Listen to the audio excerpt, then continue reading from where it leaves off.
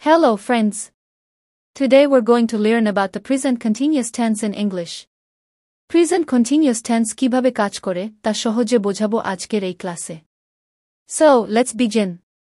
In present continuous tense, আমরা এমন কাজ বোঝাই যা এখন হচ্ছে বা চলমান.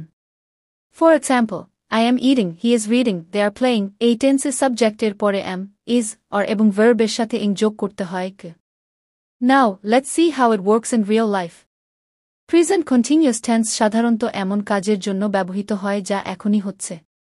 যেমন I am talking to you, এখন আমি কথা বলছি.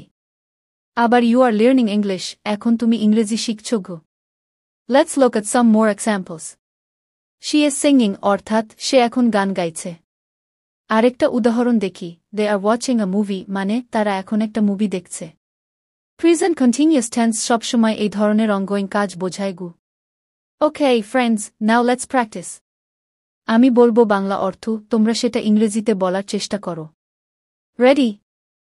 সে পড়ছে. That's right. She is reading, আবার বলো তুমি খেলছো. Great. You are playing, well done.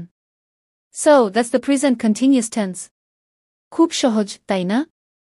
এই টেন্সে শুধু am, is, or are verb এর সাথে ing যোগ করলেই কাজ হয়ে যায়.